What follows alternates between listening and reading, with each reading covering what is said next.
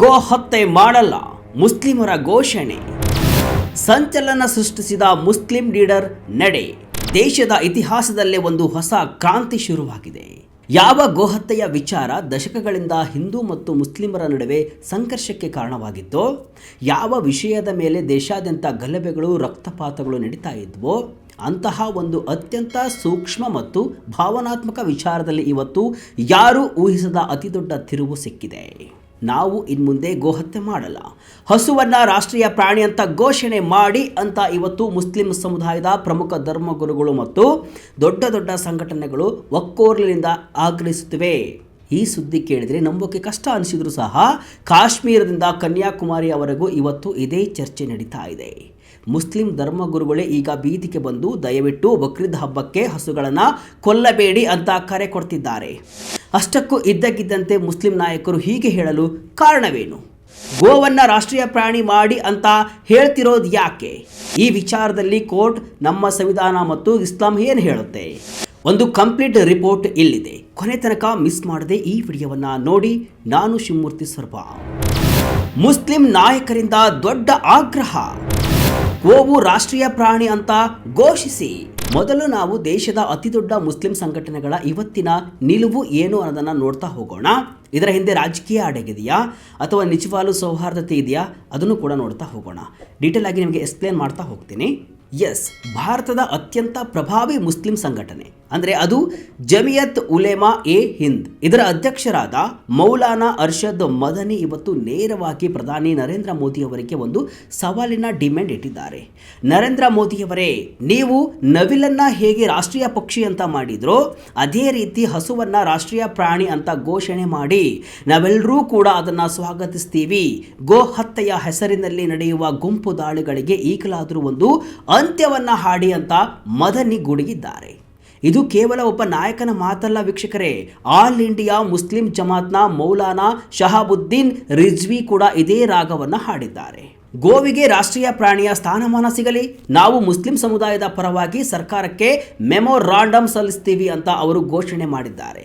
ಈ ನಡೆ ಈಗ ಇಡೀ ದೇಶದಲ್ಲಿ ಭಾರೀ ಸಂಚಲನವನ್ನು ಮೂಡಿಸಿದೆ. ಹಸು ಕೊಂದು ಜೈಲಿಗೆ ಹೋಗಬೇಡಿ, ಉಬೈದುಲ್ಲಾ ಕಾಸ್ಮಿ ಕಿವಿ ಮಾತು. ಇಷ್ಟೇ ಅಲ್ಲ, ಆಲ್ ಇಂಡಿಯಾ ಪಸ್ಮಾಂಡಾ ಉಲೇಮಾ ಬೋರ್ಡ್ನ ನಾಯಕ ಉಬೈದುಲ್ಲಾ ಕಾಸ್ಮಿ ಅವರು ಇವತ್ತು ಮುಸ್ಲಿಂ ಯುವಕರಿಗೆ ಒಂದು ಖಡಕ್ ಸಂದೇಶವನ್ನು ಕೊಟ್ಟಿದ್ದಾರೆ. ಕುರ್ಬಾನಿ ಅಂದರೆ ಅದು ದೇವರ ಆರಾಧನೆ. ಇಸ್ಲಾಂನಲ್ಲಿ ಬಲಿ ಕೊಡೋಕೆ ಆಡು, ಕುರಿ ಅಥವಾ ಒಂಟಿಗಳು ಇವೆಯಲ್ಲ. ಹಸುವನ್ನೇ ಯಾಕೆ ಕೊಲ್ಲಬೇಕು? ಎಲ್ಲಿ ಕಾನೂನು ಬಿಗಿ ಇದೆಯೋ ಅಲ್ಲಿ ಹಸುಗಳನ್ನು ಕೊಂದು ಮುಸ್ಲಿಂ ಯುವಕರು ಜೈಲಿಗೆ ಹೋಗಬೇಡಿ ಅಂತ ಕಿವಿ ಮಾತನ್ನು ಹೇಳಿದ್ದಾರೆ. ಅತ್ತ ಶಿಯಾ ಪರ್ಸನಲ್ ಲಾ ಬೋರ್ಡ್ ನಾಯಕ ಮೌಲಾನಾ ಯಾಸುಬ್ ಅಬ್ಬಾಸ್ ಅವರು ಕೂಡ ಒಂದು ಹೆಜ್ಜೆ ಮುಂದಕ್ಕೆ ಹೋಗಿ, ನಮ್ಮ ಹಿಂದೂ ಸಹೋದರರು ಹಸುವನ್ನು ದೇವರಂತೆ ಪೂಜೆ ಮಾಡ್ತಾರೆ, ಅವರನ್ನ ನಾವು ಗೌರವಿಸಬೇಕು. ಹಸುವನ್ನ ಕೊಂದ್ರೆ ಅವರ ಭಾವನೆಗೆ ನೋವಾಗುತ್ತೆ, ಹಾಗಾಗಿ ಗೋ ಹತ್ಯೆ ಸಂಪೂರ್ಣ ಬಂದ್ ಆಗಲಿ ಅಂತ ಹೇಳಿದ್ದಾರೆ. ಅಚ್ಚರಿಯ ವಿಷಯ ಏನಂದ್ರೆ, ಮಾಂಸ ವ್ಯಾಪಾರಿಗಳ ಅತಿದೊಡ್ಡ ಸಂಘಟನೆಯಾದ ಕುರೇಶಿ ಜಮಾತ್ನ ಅಧ್ಯಕ್ಷ ಸಿರಾಜ್ ಕುರೇಶಿ ಕೂಡ ಈ ನಿರ್ಧಾರವನ್ನು ಸಂಪೂರ್ಣವಾಗಿ ಬೆಂಬಲಿಸಿದ್ದಾರೆ. ಅಂದ್ರೆ ಇವತ್ತು ಗೋ ಹತ್ಯೆಯ ವಿರುದ್ಧ ಮುಸ್ಲಿಂ ಸಮುದಾಯದ ಒಳಗಡೆಯೇ ಅತಿದೊಡ್ಡ ಕಿಚ್ಚು ಹೊತ್ತುಕೊಂಡಿದೆ. ಅಸ್ಸಾಂನಲ್ಲಿ ಮುಸ್ಲಿಮರ ಬಿಗಿ ನಿಯಮ, ಬಕ್ರೀದ್ಗೆ ಗೋ ಹತ್ಯೆ ಮಾಡಂಗಿಲ್ಲ. ಈಗ ಅಸ್ಸಾಂನಲ್ಲಿ ಏನಾಗ್ತಿದೆ ಅನ್ನೋದನ್ನು ನೋಡ್ತಾ ಹೋಗೋಣ. ಹಿಮಂತ ಬಿಸ್ವಾ ಶರ್ಮಾ ಅವರ ಆಡಳಿತವಿರುವಂತಹ ಅಸ್ಸಾಂನಲ್ಲಿ ಈಗ ಹೊಸ ಇತಿಹಾಸ ಸೃಷ್ಟಿಯಾಗಿದೆ. ಅಲ್ಲಿನ ಬೊಂಗೈಗಾಂವ್, ಧುಬ್ರಿ ಮತ್ತು ಕಚಾರ್ ಜಿಲ್ಲೆಗಳ ಈದ್ಗಾ ಕಮಿಟಿಗಳು ಅಂದರೆ ಹಬ್ಬದ ಮೇಲ್ವಿಚಾರಣೆ ಮಾಡುವಂತಹ ಸಮಿತಿಗಳು ಒಂದು ಕಟ್ಟುನಿಟ್ಟಾದ ಆದೇಶವನ್ನು ಹೊರಡಿಸಿವೆ. ಈ ಬಾರಿ ಬಕ್ರೀದ್ ಹಬ್ಬಕ್ಕೆ ಯಾರೂ ಗೋ ಹತ್ಯೆ ಮಾಡುವಂತಿಲ್ಲ. ಹಸು ಕಡಿಯೋದು ಇರಲಿ, ಹಸುವಿನ ಮಾಂಸದ ಫೋಟೋ ಅಥವಾ ವಿಡಿಯೋವನ್ನು ಸೋಷಿಯಲ್ ಮೀಡಿಯಾದಲ್ಲಿ ಹಾಕಿದ್ರೆ ಅಂತಹವರನ್ನ ಪೊಲೀಸರ ಕೈಗೆ ನಾವೇ ಒಪ್ಪಿಸ್ತೀವಿ ಅಂತ ಮುಸ್ಲಿಂ ಸಮಿತಿಯವರೇ ವಾರ್ನಿಂಗ್ ಕೊಟ್ಟಿದ್ದಾರೆ. ಧುಬ್ರಿ ಜಿಲ್ಲೆಯಲ್ಲಂತೂ ಹಸು ಹತ್ಯೆ ಮಾಡಿದರೆ ಜೈಲು ಪಾಲು ಗ್ಯಾರಂಟಿ ಅನ್ನೋ ಬೋರ್ಡ್ಗಳನ್ನು ಕೂಡ ಮುಸ್ಲಿಂ ನಾಯಕರೇ ಹಾಕಿಸಿದ್ದಾರೆ. ಈ ಒಂದು ಬದಲಾವಣೆಯನ್ನ ಅಸ್ಸಾಂ ಸಿಎಂ ಹಿಮಂತ ಬಿಸ್ವಾ ಶರ್ಮಾ ಅವರು ಮುಕ್ತ ಕಂಠದಿಂದ ಶ್ಲಾಘಿಸಿದ್ದಾರೆ. ಬಂಗಾಳದಲ್ಲಿ ದೀದಿ ಆಪ್ತರ ಯು ಟರ್ನ್, ನೀವು ಪೂಜೆ ಮಾಡೋ ಹಸುವನ್ನ ನಾವು ಕಡಿಯಲ್ಲ.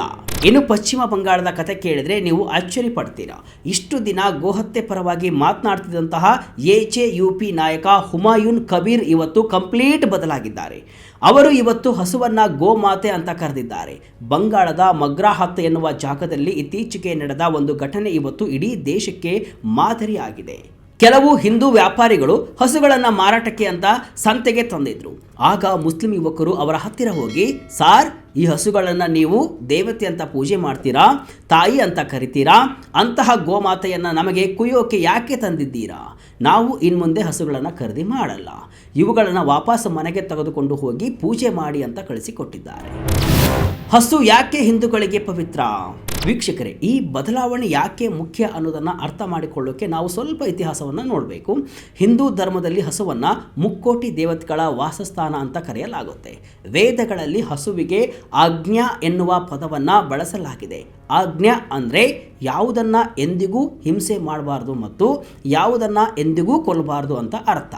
ಭಗವಾನ್ ಶ್ರೀಕೃಷ್ಣ ಇವತ್ತಿಗೂ ನಮ್ಮ ಕಣ್ಣ ಮುಂದೆ ಬರೋದು ಆ ಗೋವುಗಳ ಜೊತೆಯಲ್ಲೇ. ಹಸುವಿನ ಹಾಲು ನಮಗೆ ಜೀವನ ಪೂರ್ತಿ ಶಕ್ತಿ ನೀಡುತ್ತೆ. ಅದಕ್ಕಾಗಿಯೇ ಹಸುವಿಗೆ ತಾಯಿಯ ಸ್ಥಾನಮಾನವನ್ನು ನೀಡಲಾಗಿದೆ. ನಮ್ಮ ಸಂವಿಧಾನದ ಆರ್ಟಿಕಲ್ 48ರಲ್ಲೂ ಕೂಡ ಹಸುಗಳ ಹತ್ಯೆಯನ್ನು ನಿಷೇಧಿಸೋಕೆ ರಾಜ್ಯ ಸರ್ಕಾರಗಳು ಹೆಜ್ಜೆಯನ್ನು ಇಡಬೇಕು ಅಂತ ಮಾರ್ಗದರ್ಶಿ ಸೂತ್ರಗಳನ್ನು ಕೂಡ ಕೊಡಲಾಗಿದೆ. ಅಂದಿನಿಂದ ಇಂದಿನವರೆಗೂ ಈ ಗೋಹತ್ಯೆ ನಿಷೇಧ ಅನ್ನೋದು ಒಂದು ಸೈದ್ಧಾಂತಿಕ ಸಮರವಾಗಿತ್ತು. ಆದರೆ ಈಗ ಮುಸ್ಲಿಂ ಸಮುದಾಯವೇ ಈ ವಿಷಯದಲ್ಲಿ ಮುಂದೆ ಬಂದಿರೋದು ಒಂದು ಹೊಸ ಭರವಸೆ ಮೂಡಿಸಿದೆ. ಇದರ ಹಿಂದೆ ರಾಜಕೀಯನೂ ಕೂಡ ಅಡಗಿದೆ ಅಂತಾನೂ ಕೂಡ ವಿಶ್ಲೇಷಣೆ ಮಾಡಲಾಗ್ತಾ ಇದೆ. ಇಸ್ಲಾಮಿಕ್ ಶರಿಯತ್ ಕುರಾನ್ ಏನ್ ಹೇಳುತ್ತೆ? ಗೋಹತ್ಯೆ ಬ್ಯಾನ್ ಮಾಡಿದ್ದ ಬಾಬರ್ ಅಕ್ಬರ್. ವೀಕ್ಷಕರೇ, ಇಸ್ಲಾಂ ಧರ್ಮದಲ್ಲೂ ಕೂಡ ಹಸುವನ್ನೇ ಕೊಲ್ಲಬೇಕು ಅಂತ ಎಲ್ಲಿಯೂ ಕೂಡ ಕಡ್ಡಾಯವಾಗಿ ಹೇಳಿಲ್ಲ. ಕುರಾನಿನ ಅತಿ ದೊಡ್ಡ ಅಧ್ಯಾಯ ಸೂರ್ ಅಲ್ ಬಕರಾದ್ ಹೆಸರೇ ಹಸು ಅಂತ ಅರ್ಥ. ಇಸ್ಲಾಮಿಕ್ ಪಂಡಿತರು ಉಲ್ಲೇಖಿಸುವ ಒಂದು ಹದೀಸ್ ಪ್ರಕಾರ ಹಸುವಿನ ಹಾಲು ಮತ್ತು ತುಪ್ಪ ಔಷಧಿಯಂತೆ ಕೆಲಸವನ್ನು ಮಾಡುತ್ತೆ, ಆದರೆ ಅದರ ಮಾಂಸವು ರೋಗಗಳಿಗೆ ಕಾರಣವಾಗಬಹುದು ಅಂತ ಕೂಡ ಹೇಳಲಾಗಿದೆ. ಮೊಘಲ್ ದೊರೆಗಳಾದ ಬಾಬರ್, ಅಕ್ಬರ್ ಮತ್ತು ಜಹಾಂಗೀರ್ ಕೂಡ ಹಿಂದೂಗಳ ಭಾವನೆಗೆ ಧಕ್ಕೆ ಬರಬಾರದು ಅಂತ ತಮ್ಮ ಆಡಳಿತದಲ್ಲಿ ಗೋಹತ್ಯೆಯನ್ನು ಬ್ಯಾನ್ ಮಾಡಿದ್ರು. 1958ರಲ್ಲಿ ಸುಪ್ರೀಂ ಕೋರ್ಟ್ ಕೂಡ ಮೊಹಮ್ಮದ್ ಹನೀಫ್ ಕುರೇಶಿ ಕೇಸ್ನಲ್ಲಿ ಗೋಹತ್ಯೆ ಇಸ್ಲಾಂನ ಕಡ್ಡಾಯ ಆಚರಣೆಯಲ್ಲ ಅಂತ ಸ್ಪಷ್ಟಪಡಿಸಿದೆ. ಈ ಸತ್ಯವನ್ನು ಇವತ್ತು ಮುಸ್ಲಿಂ ಧರ್ಮಗುರುಗಳು ತಮ್ಮ ಸಮುದಾಯಕ್ಕೆ ಅರ್ಥ ಮಾಡಿಸ್ತಾ ಇದ್ದಾರೆ ಅಂತಾನೂ ಕೂಡ ಹೇಳಲಾಗ್ತಾ ಇದೆ. ಈ ಬದಲಾವಣೆ ಹಿಂದೆ ರಾಜಕೀಯ ಇದೆಯಾ? ಮುಸ್ಲಿಂ ನಾಯಕರ ರಣತಂತ್ರವೇನು? ರಾಜಕೀಯ ವಿಶ್ಲೇಷಕರ ಪ್ರಕಾರ ಮುಸ್ಲಿಂ ನಾಯಕರು ಇವತ್ತು ಈ ನಿರ್ಧಾರ ತೆಗೆದುಕೊಂಡಿದ್ದರ ಹಿಂದೆ ಒಂದು ದೊಡ್ಡ ಮಾಸ್ಟರ್ ಪ್ಲಾನ್ ಅಡಗಿದೆ ಅಂತಾನೂ ಕೂಡ ಹೇಳಲಾಗ್ತಿದೆ. ಮೊದಲನೆಯದಾಗಿ, ಗೋ ಹತ್ಯೆಯ ಹೆಸರಿನಲ್ಲಿ ಬಿಜೆಪಿಗೆ ಸಿಗ್ತಾ ಇದ್ದಂತಹ ರಾಜಕೀಯ ಲಾಭವನ್ನು ಈಗ ಮುಸ್ಲಿಂ ನಾಯಕರು ಕಟ್ ಮಾಡಲು ನೋಡ್ತಿದ್ದಾರೆ. ಮುಸ್ಲಿಮರೇ ಹಸು ಬ್ಯಾನ್ ಮಾಡಿ ಅಂದ ಮೇಲೆ ಬಿಜೆಪಿಗೆ ಈ ವಿಷಯದಲ್ಲಿ ಇನ್ನೂ ಮಾತನಾಡೋಕೆ ಜಾಗವೇ ಇರಲ್ಲ. ಎರಡನೆಯದಾಗಿ, ಗೋವನ್ನು ರಾಷ್ಟ್ರೀಯ ಪ್ರಾಣಿ ಮಾಡಿ ಅಂತ ಡಿಮ್ಯಾಂಡ್ ಇಟ್ಟಿರೋದು ಬಿಜೆಪಿಗೆ ಅತಿ ದೊಡ್ಡ ತಲೆನೋವಾಗಿದೆ. ಯಾಕಂದರೆ ಗೋವಾ ಮತ್ತು ಈಶಾನ್ಯ ರಾಜ್ಯಗಳಲ್ಲಿ ಬಿಜೆಪಿ ಅಧಿಕಾರದಲ್ಲಿದೆ. ಅಲ್ಲಿ ಕ್ರೈಸ್ತರು ಹೆಚ್ಚಾಗಿದ್ದಾರೆ ಮತ್ತು ಅಲ್ಲಿ ಗೋಮಾಂಸ ಸೇವನೆ ಸಾಮಾನ್ಯ. ಒಂದು ವೇಳೆ ಮೋದಿಯವರು ಹಸುವನ್ನು ರಾಷ್ಟ್ರೀಯ ಪ್ರಾಣಿ ಅಂತ ಘೋಷಣೆ ಮಾಡಿದರೆ ಆ ರಾಜ್ಯಗಳ ಜನರು ಬಿಜೆಪಿ ವಿರುದ್ಧ ತಿರುಗಿ ಬೀಳ್ತಾರೆ ಅನ್ನೋದು ಕೂಡ ಇವರ ಪ್ಲಾನ್. ಅಂದರೆ ಬಿಜೆಪಿಯನ್ನು ಇವತ್ತು ಮುಸ್ಲಿಂ ನಾಯಕರು ಒಂದು ಕಠಿಣ ಸನ್ನಿವೇಶಕ್ಕೆ ಸಿಲುಕಿಸಿದ್ದಾರೆ ಅನ್ನೋದು ಕೂಡ ಇಲ್ಲಿ ಚರ್ಚೆ ಆಗ್ತಾ ಇದೆ. ಒಟ್ಟಾರೆಯಾಗಿ ಹೇಳುವುದಾದರೆ ಮುಸ್ಲಿಂ ನಾಯಕರ ಈ ನಡೆ ದೇಶಾದ್ಯಂತ ಭಾರೀ ಸಂಚಲನವನ್ನು ಮೂಡಿಸಿದೆ.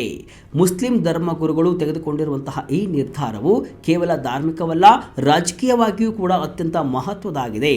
ಮುಸ್ಲಿಂ ನಾಯಕರ ಈ ನಡೆಯ ಹಿಂದೆ ದೊಡ್ಡ ರಾಜಕೀಯ ತಂತ್ರ ಅಡಗಿದೆ ಅಂತಾನೂ ಕೂಡ ವಿಶ್ಲೇಷಕರು ಹೇಳ್ತಿದ್ದಾರೆ. ಮುಸ್ಲಿಂ ಸಮುದಾಯ ಈಗ ನೇರವಾಗಿ ಕೇಂದ್ರ ಸರ್ಕಾರಕ್ಕೆ ಗೋವನ್ನು ರಾಷ್ಟ್ರೀಯ ಪ್ರಾಣಿ ಮಾಡಿ ಅಂತ ಆಗ್ರಹಿಸಿವೆ. ಇಲ್ಲಿ ರಾಜಕೀಯ ಅಜೆಂಡಾವು ಕೂಡ ಎದ್ದು ಕಾಣ್ತಾ ಇದೆ. ಬಕ್ರೀದ್ ಹಬ್ಬದಲ್ಲಿ ಗೋಹತ್ಯೆ ಮಾಡಬೇಡಿ ಅಂತ ಸ್ವತಃ ಮುಸ್ಲಿಂ ಧರ್ಮಗುರುಗಳೇ ಪತ್ವ ಹೊರಡಿಸಿದ್ದಾರೆ. ಈ ಗೋಕ್ರಾಂತಿ ಭಾರತದ ಕೋಮು ಸೌಹಾರ್ದತೆಯಲ್ಲಿ ಹೊಸ ಮನ್ವಂತರ ಸೃಷ್ಟಿಸುತ್ತಾ ಅಥವಾ ಮತ್ತೊಂದು ರಾಜಕೀಯ ತಂತ್ರವಾಗಿ ಉಳಿಯುತ್ತಾ ಎಂಬುದನ್ನು ಮುಂದಿನ ದಿನಗಳಲ್ಲಿ ಸ್ಪಷ್ಟವಾಗಲಿದೆ. ವೀಕ್ಷಕರೇ, ಮುಸ್ಲಿಂ ನಾಯಕರ ಈ ನಡೆ ಬಗ್ಗೆ ನಿಮ್ಮ ಅಭಿಪ್ರಾಯವೇನು? ಇದರಲ್ಲಿ ನಿಜವಾಗಿಯೂ ಸೌಹಾರ್ದ ಅಡಗಿದೆಯಾ, ಇಲ್ಲ ರಾಜಕೀಯ ತಂತ್ರನ? ಕಮೆಂಟ್ ಮೂಲಕ ತಿಳಿಸಿ. ಇದಿಷ್ಟು ಇವತ್ತಿನ ವಿಶೇಷ. ಇದೇ ರೀತಿಯ ಹಲವು ವಿಶ್ಲೇಷಣೆ ಮಾಹಿತಿ ಅಷ್ಟೇ ಅಲ್ಲ, ಮನೋರಂಜನೆಯ ವಿಡಿಯೋಗಳಿಗಾಗಿ ವಿಜಯ ಕರ್ನಾಟಕ ವೆಬ್ಸೈಟ್, ಫೇಸ್ಬುಕ್ ಹಾಗೂ ಯೂಟ್ಯೂಬ್ ಪೇಜನ್ನು ಫಾಲೋ ಮಾಡಿ. ಧನ್ಯವಾದಗಳು.